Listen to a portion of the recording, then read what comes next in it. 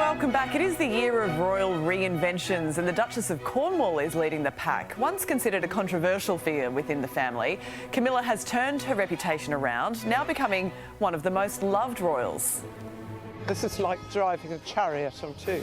My passions are gardening, the countryside, and obviously dogs and horses. That clip was from her new ITV special, Camilla's Country Life. And to help unpack the doco and more, we're joined by the royal editor for the Daily Mirror, Russell Myers. Russell, thank you so much for joining us. She's been on a bit of a journey, Camilla, from the other woman to future Queen consort. How's the public changing with her?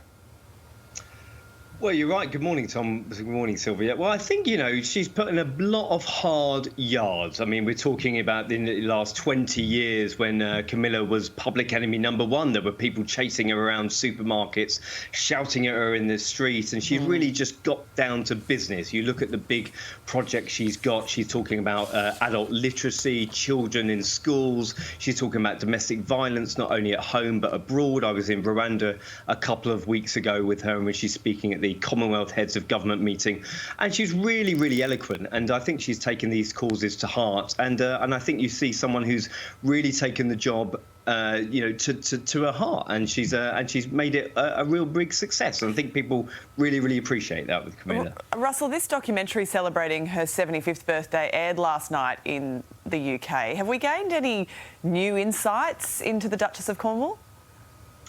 Well, I think we have. I mean, we know the sort of the run-of-the-mill things. We know she loves the countryside. We know she's really dedicated to her duty. But there's a couple of little crafty things that I really like. We know that she's, partial to a ciggy or two behind the bike sheds. She's let that out a bit. She's a bit naughty some of the times. We know she likes a little tipple. And I think she likes to have a bit of fun. Whenever I'm on jobs with her, she sort of gives a wink and a nudge to the travelling pack. And just to let you know that, it's not all serious business. She's there to have a bit of fun as well, and I think that really came out in the documentary. It's well worth a watch. And she also praised the Duchess of Cambridge in the doco. Let's take a look. We had a lot of fun doing it. So yes. It was very relaxed, and of course, very kindly, the Duchess of Cambridge came with her camera. She's an extremely good photographer, and it was all very casual. There wasn't much hair or makeup. So what do we know about the relationship between Kate and Camilla? Well, it goes back, quite a long way, and I think that stems from them both being outsiders. I mean, Camilla came in for, into a very difficult position. There's been the huge acrimonious divorce from the Princess of Wales and the Prince of Wales. And, she was always the other woman, wasn't she? And, Kate wasn't never that sort of marker within her sort of introduction to the royal family. But she was an outsider. And I think they had a bit of kindred spirits going on.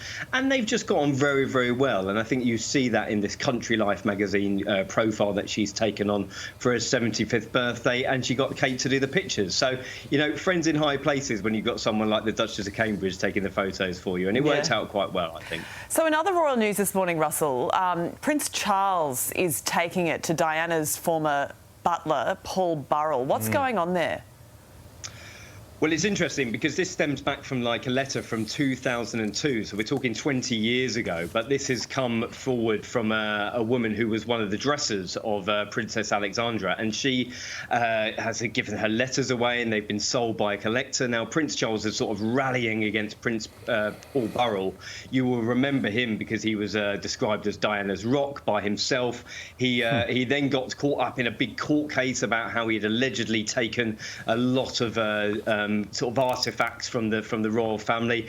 Then the Queen got involved. It was all very, very messy. But Prince, sorry, I keep calling him Prince, but Paul Burrows made a big sort of name for himself about how he was sort of Diana's confidant all these years. But poor Prince Charles did not like him at the time, and I bet there's no love lost between them because he doesn't come into he comes into quite a bad sort of flavour from the Prince of Wales, and Paul Burrows will be hiding behind the back of the sofa when I think he reads these letters. Yeah, sounds like it. All right, Russell Myers, we appreciate your updates. Thank you.